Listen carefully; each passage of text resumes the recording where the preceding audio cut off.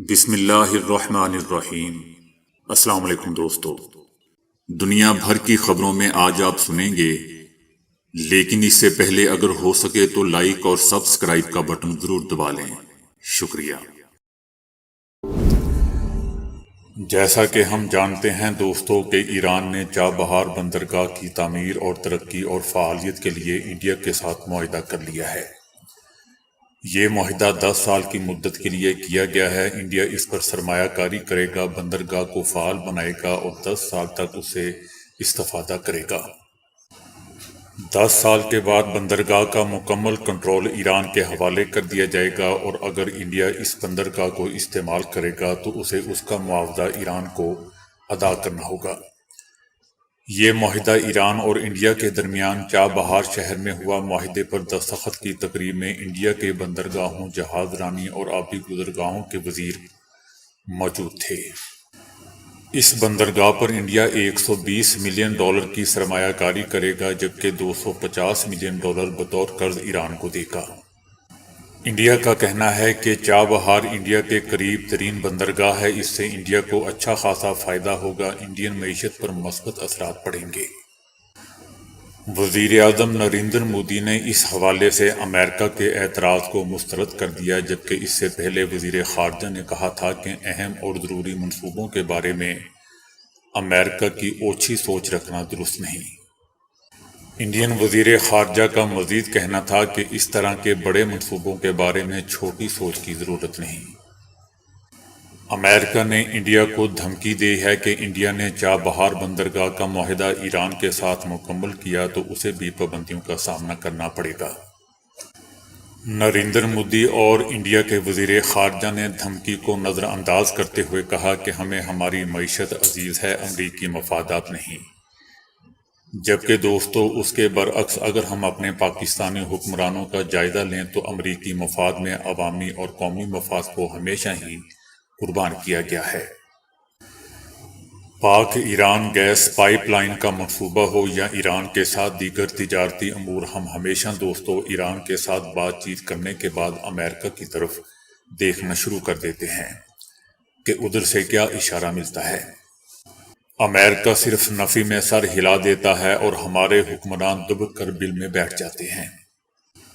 ہم دعوے تو بڑے بڑے کر جاتے ہیں، لیکن یہ دعوے دوستو جھاگ کی طرح بیٹھ جاتے ہیں۔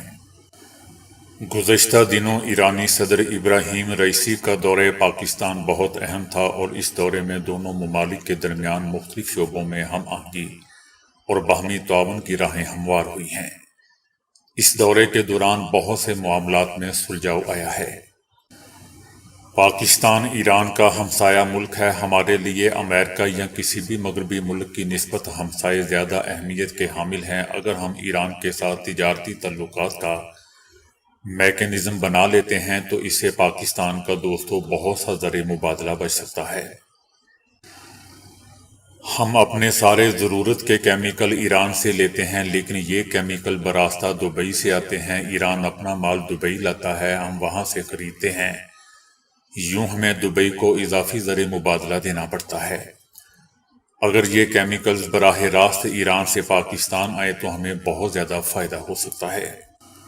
اسی طرح ہم ایران سے بجلی، پیٹرول، گیس، زرعی آلات، ادویات، خوراک اور دیگر صنعتی اشیاء سستے داموں منگوا سکتے ہیں۔ ہم ایران کو چاول، مسالہ جات، نمک سمیت دیگر اشیاء ایکسپورٹ بھی کر سکتے ہیں۔ 2016 میں بھی مودی کے دورہ ایران کے موقع پر ایک معاہدہ کیا تھا۔ اس معاہدے میں انڈیا، ایران اور افغانستان فریق تھے، اور اس معاہدے کے تحت چابہار کی شہید بہشتی بندرگاہ پر انٹرنیشنل ٹرانسپورٹ اور ٹرانزٹ کوریڈور تعمیر کرنے کے ایک معاہدے پر دستخط ہوئے تھے۔ لیکن 2016 میں ہونے والا یہ معاہدہ امریکی دھمکیوں کی نظر ہو گیا، کیونکہ 2024 تک اس پر کوئی خاص پیش رفت نہیں ہوئی۔ اب انڈین وزیر اعظم نریندر مودی اور ان کا وزیر خارجہ کے بیانات اور لب و لہجے بتا رہے ہیں کہ اس بار انڈیا کشتیاں جلا کر نکلا ہے اور اس معاہدے کو ضرور کامیاب کرنے کی کوشش کرے گا۔ چابہار دوستو چونکہ خلیج عمان میں ہے، اس لیے بھارت کو انٹرنیشنل نارتھ ساؤتھ کوریڈور سے بھی خود کو جوڑنے میں مدد ملے گی۔ یوں انڈیا کو ایران سے روس تک براہ راست تجارتی راستہ مل جائے گا۔ چابہار کے فاصلے کی بات کریں تو یہ گجرات کی چابہار دوستوں چونکہ خلیج عمان میں ہے، اس لیے بھارت کو انٹرنیشنل نارتھ ساؤتھ کوریڈور سے بھی خود کو جوڑنے میں مدد ملے گی۔ یوں انڈیا کو ایران سے روس تک براہ راست تجارتی راستہ مل جائے گا۔ لیکن پاکستان کے لیے دوستو ایران کے اس کوریڈور میں شمولیت تھوڑی مشکل ہوگی۔ اس کی دو بڑی وجوہات ہیں۔ ایک تو پاک بھارت تعلقات کی نوعیت اس قسم کی ہے کہ دونوں ایک معاہدے میں رکن نہیں بن سکتے۔ اس کے علاوہ چائنا اور پاکستان کے درمیان معاہدہ بھی رکاوٹ ہے، جبکہ بلوچستان کی سیاسی صورتحال بھی پاکستان کے چابہار بندرگاہ کا حصہ بننے کی راہ میں بڑی رکاوٹ ہے۔ جبکہ پاکستان کے لیے گوادر کی بہت زیادہ اہمیت ہے۔ پاکستان دشمن قوتیں نہیں چاہتی کہ گوادر فعال ہو، یہی وجہ ہے کہ بلوچستان میں شورش کو ہوا دی جاتی ہے۔ ہمیشہ سے پاکستان کو انگیج رکھنے کی سازشیں کی جاتی ہیں۔ کبھی آزاد کشمیر میں مسئلہ کھڑا کر دیا جاتا ہے تو کبھی بلوچستان میں تخریب کاری کروا دی جاتی ہے، تو کبھی پورے پاکستان میں مظاہرے کروائے جاتے ہیں۔ مقصد صرف اور صرف پاکستان کو الجھائے رکھنا ہے تاکہ پاکستان معاشی طور پر مستحکم نہ ہو سکے، کیونکہ مستحکم پاکستان دوستو انڈیا اور امریکہ دونوں کے لیے فائدہ مند نہیں ہے، اور اس معاملے میں پاکستان کے خلاف یہ دونوں ممالک ایک پیج پر ہیں۔ مگر اب جبکہ امریکہ کی سپر پاور کمزور ہو رہی ہے، اس کی گرفت میں ڈھیل آ رہی ہے، تو ایران کو انڈیا، روس اور چائنا کی صورت میں تجارت کا ایک متوازی راستہ مل رہا ہے۔ دنیا میں ترتیب پاتا ملٹی پولر نظام بھی ایران کے مفاد میں جا رہا ہے۔ دوسری طرف چائنا نے ایران میں تقریباً 400 ارب ڈالر کی سرمایہ کاری کر رکھی ہے، اور ایران کبھی ایسا نہیں کرے گا کہ چائنا کے معاشی مفادات پر زد پہنچا کر اپنا نقصان کرے۔ ایران کی بین الاقوامی تجارتی پالیسیاں دوستو بہت مضبوط اور مؤثر ہوتی ہیں، جن میں تمام امور اور پہلوؤں کا باریک بینی سے جائزہ لیا جاتا ہے۔ اس لیے انڈیا کے ایران کے ساتھ اس معاہدے سے ایران اور انڈیا کو تو فائدہ ہوگا ہی، لیکن چائنا اور پاکستان کا کوئی نقصان نہیں ہوگا۔ چائنا انڈیا کے ساتھ کشیدہ تعلقات کے باوجود اس کا سب سے بڑا تجارتی پارٹنر ہے۔ چائنا نے پاکستان میں بھی سرمایہ کاری کر رکھی ہے، افغانستان اور ایران میں بھی اس کے مفادات ہیں۔ جو چائنا کبھی نہیں چاہے گا کہ خطے میں امن و امان کی صورتحال خراب ہو، اس لیے وہ پورے خطے کو جوڑے رکھنے کی خواہش رکھتا ہے، اور یہی وہ دوستو امن ہے جو ہمارے علاقے کو معاشی طور پر مضبوط کر سکتا ہے۔ انڈیا نے امریکہ کو واضح طور پر بتا دیا ہے کہ اپنا مفاد قربان نہیں کر سکتے۔ کاش دوستو یہ حوصلہ پاکستان بھی کر لے اور ہمارے 90% مسائل حل ہو جائیں۔ اس طرح پاکستان میں معاشی استحکام آ جائے گا۔ ہم صرف اپنے علاقائی ممالک کے ساتھ اچھے تعلقات قائم کر لیں تو مسائل سے نجات مل سکتی ہے۔ اس لیے امریکہ کو ایبسولوٹلی ناٹ کہنا ہوگا۔ عمران خان نے army chief general Asim Munir کو خط لکھنے کا اعلان کرتے ہوئے کہا ہے کہ آرمی چیف کو یہ اپنی ذات نہیں بلکہ ملک کے لیے خط لکھوں گا اور انہیں بتاؤں گا کہ آزاد کشمیر میں جو ہو رہا ہے اس پر ہمیں سوچنا پڑے گا۔ ان کا کہنا تھا کہ پاکستان میں جس طرح سے ڈنڈے سے جمہوریت چلائی جا رہی ہے یہ جمہوریت کی تضحیک ہے۔ ان کا کہنا تھا کہ اہلیہ کے خلاف مقدمات کی سماعت کی رفتار، اس پر بھی میں سوالات اٹھاتا ہوں کہ بشرا بی بی کو جس طریقے سے اڈیالہ جیل میں 5 دنوں میں 2 سزائیں سنائی گئی، اس میں کنڈکٹ پر جج ابو الحسنات اور جج قدرت اللہ کے خلاف کیس دائر کروں گا۔ ان کا کہنا تھا کہ دیگر سیاستدانوں کو لمبی لمبی تاریخیں جیت آتی رہی ہیں، لیکن اس کے برعکس ہمارے خلاف کیسز میں ایک ہفتے میں 3 4 پیشیاں لگائی جا رہی ہیں۔ ہم چاہتے ہیں کہ ہمارے ٹرائل کی کارروائی نارمل انداز میں آگے بڑھائی جائے۔ ان کا کہنا تھا کہ ہمارا یہ سوال ہے کہ ہماری 9 مئی اور 8 فروری کے حوالے سے پٹیشنز کو کیوں نہیں سنا جا رہا، اور مطالبہ کیا کہ ہمارا ٹرائل بھی نواز شریف، آصف علی زرداری اور یوسف رضا گیلانی کے ٹرائل کی طرز پر چلایا جائے۔ عمران خان کا کہنا تھا کہ صدر، وزیر اعظم اور وزیر اعلیٰ تمام اس جھوٹے نظام کے نمائندے ہیں جنہیں جھوٹے طریقے سے ان کرسیوں پر بٹھایا گیا، اور ان کے پاس کسی قسم کا کوئی اختیار نہیں۔ دوستو مجھے کہنا تو نہیں چاہیے لیکن میں عمران خان کو بتاتا چلا جاؤں کہ آپ کو بھی اسی طرح بٹھایا گیا تھا اور آپ بھی اسی نظام کے حصہ تھے۔ یہ سوالات آپ کو اس وقت اٹھانے چاہیے تھے۔ عمران خان کا کہنا تھا کہ یہ کس قسم کی جمہوریت ہے کہ تمام جماعتوں کو جلسوں کی اجازت ہے لیکن تحریک انصاف جلسہ نہیں کر سکتی۔ ہم کہیں پر بھی جلسے کے لیے اجازت مانگنے جاتے ہیں تو ان پر جھوٹے مقدمات بنا دیے جاتے ہیں۔ عمران خان کا کہنا تھا کہ آرمی چیف کو بتاؤں گا کہ فوج اور لوگوں کو آمنے سامنے نہیں کیا جاتا۔ دوستو کبھی کبھی عمران خان کے بیانات سے مجھے بہت حیرت ہوتی ہے۔ سوچنے کی بات ہے کہ لوگوں کو آرمی کے سامنے کس نے کھڑا کیا، 9 مئی کس نے کروایا؟ فوج تو پہلے ہی کہتی رہی ہے کہ عمران خان ایک نارمل شخص نہیں ہے۔ اب تو دوستو مجھے بھی شک ہونے لگا ہے۔ سوچنے کی بات ہے کہ لوگوں کو آرمی کے سامنے کھڑا کرنے کا ہی تو تم بھگت رہے ہو۔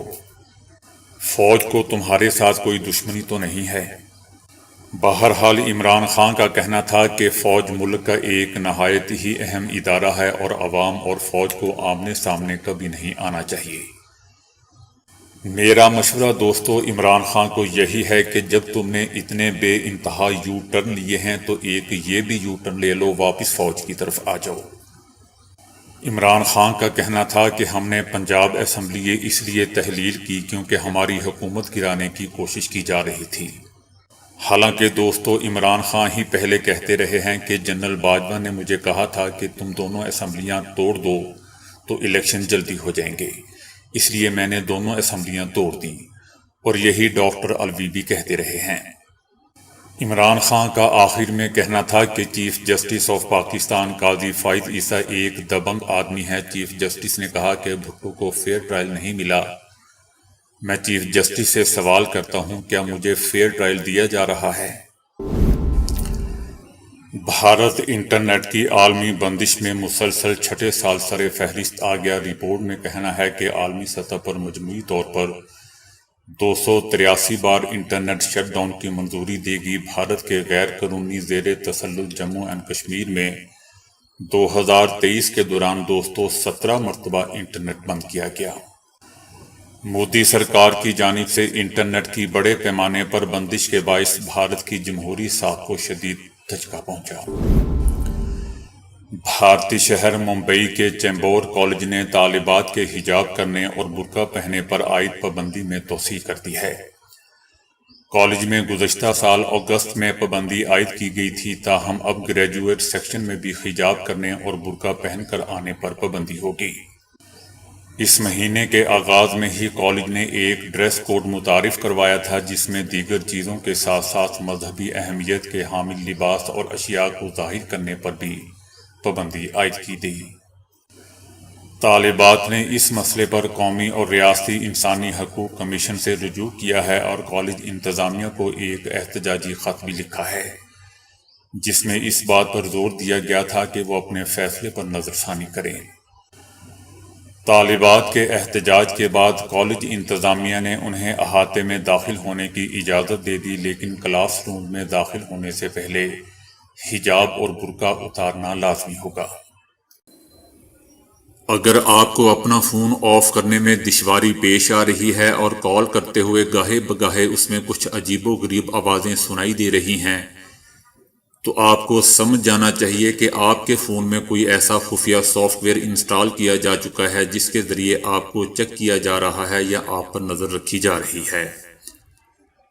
اگر آپ کے سوشل میڈیا اکاؤنٹس پر آپ کو غیر متوقع اشتہارات نظر آنے شروع ہو جائیں تو یہ بھی ایک علامت ہے کہ آپ کا سوشل میڈیا اکاؤنٹ آپ کے فون کے ذریعے کسی دوسری ڈیوائس میں سائن ان ہے۔ ایسی صورت میں آپ کو اپنے اکاؤنٹ کی سیٹنگ میں جا کر فوری چیک کرنا چاہیے کہ آپ کا اکاؤنٹ کتنی ڈیوائسز پر سائن ان ہے۔ آپ کو اپنے فون کی لوکیشن آف رکھنی چاہیے، یہ بھی ایک چیز ہے جس کے ذریعے آپ کی نقل و حرکت کی نگرانی ہو سکتی ہے۔ اپنے فون پر استعمال ہونے والے ڈیٹا کی مقدار پر نظر رکھیں، اگر اچانک ڈیٹا کے استعمال میں اضافہ ہو جائے تو آپ کو چوکنا ہونے کی ضرورت ہوگی۔ ان دونوں صورتوں میں غالب امکان ہے کہ آپ کے فون میں آپ پر نظر رکھنے والا سافٹ ویئر ڈال دیا گیا ہے۔ اب آپ سوچ رہے ہوں گے کہ ہمیں کون چیک کر سکتا ہے یا کس کو ضرورت ہے ہمیں چیک کرنے کی۔ لازمی بات ہے دوستو کہ آپ کو طالبان نے تو چیک نہیں کرنا، چیک کرنے والا کوئی بھی ہو سکتا ہے۔ اگر آپ ایک خاتون ہے تو چیک کرنے والا آپ کا خامد بھی ہو سکتا ہے، اور اگر آپ ایک مرد ہیں تو چیک کرنے والی آپ کی بیوی ہو سکتی ہے۔ دوستو پودینہ خوش ذائقہ اور خوشبودار بنانے کے لیے استعمال ہوتا ہے۔ پودینہ کی چائے میڈیسن کے لحاظ سے بہت مفید ہے۔ اس کا استعمال بد ہضمی، کھانسی، زکام میں کیا جاتا ہے۔ دن بھر کی تھکن ختم کر دیتی ہے اور بہت ہی لذیذ اور خوشبودار ہوتی ہے۔ پودینہ کی چٹنی کو بطور ہاضم اور لذت موسم گرما میں امیر اور غریب گھرانوں میں بطور سالن کے طور پر استعمال کیا جاتا ہے۔ پودینہ غذا کو ہضم کرتا ہے، بھوک لگاتا ہے، درد کم کرتا ہے، جی متلانے اور قے ہونے پر فائدہ مند ہے۔ پودینہ الرجی میں بہت زیادہ مؤثر ہے۔ چھپاکی الرجی کی ایک قسم ہے جس میں کسی جگہ یا کئی جگہوں پر خارش ہوتی ہے، پھر سرخ دھبے بن جاتے ہیں۔ اس تکلیف میں پودینہ سبز 10 پتے 1 کپ پانی میں جوش دے کر چھان کر روزانہ رات سونے سے قبل 20 دن تک استعمال کرنے سے فائدہ ہوتا ہے۔ پودینہ خون سے فاضل مادوں کو خارج کرتا ہے، یہی وجہ ہے کہ یرکان میں بھی استعمال کروایا جاتا ہے۔ اگر رنگت زرد رہتی ہو یا ان عوامل کے سبب بلڈ پریشر بڑھ جاتا ہو، ان کے لیے یہ جوشاندہ بہت ہی مفید ثابت ہوا ہے۔ اس کو بنانے یا پینے کا طریقہ کار یہ ہے کہ سونف 6 گرام، پودینہ خشک 6 گرام، منقہ یا منقی 9 گرام، آلو بخارا خشک 5 دانہ، آدھے گلاس پانی میں ڈال کر جوش دے کر چھان کر صبح نہار منہ پی لیا جائے۔ اگر موسم گرما ہو تو یہ نسخہ رات کو پانی میں بھگو دیں اور صبح پی لیں۔ یہ عمل 20 دن تک کافی رہے گا۔ ہیضہ ہونے پر پودینہ کے پتوں کو نمک لگا کر کھانا یا اس کی چٹنی کا استعمال مفید ہے، اور اس کا جوشاندہ بھی اچھی تدبیر ثابت ہوا ہے۔ پودینہ سبز 60 گرام یا پودینہ خشک 10 گرام، دار چینی 3 گرام، الائچی کلاں 3 گرام، 1 کپ پانی میں جوش دے کر چھان کر پی لیا جائے۔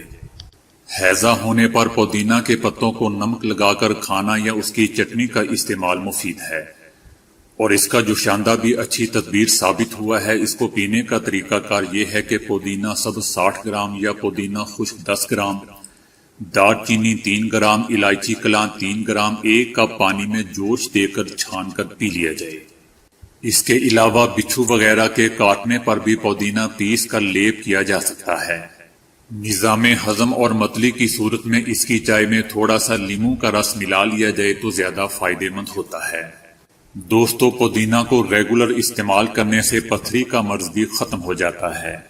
پودینے کے شربت کے لیے 1 کپ شکر اور 5 عدد لیموں کا رس نچوڑ لیں اور اس امیزے کو 2 گھنٹے تک اسی طرح رکھا رہنے دیں۔ پھر جگ میں بھر لیں اور برف ڈال کر اس میں ادرک کا سرکہ 20 گرام اور پودینہ کی چند پتیاں ڈال کر پیس لیں۔ یہ نہایت خوش ذائقہ شربت ہوگا جو دل و دماغ کے لیے مفید ہوگا۔ تو دوستو ابھی کے لیے اتنا ہی۔ ویڈیو کو لائک اور شیئر کرنے کا بہت بہت شکریہ۔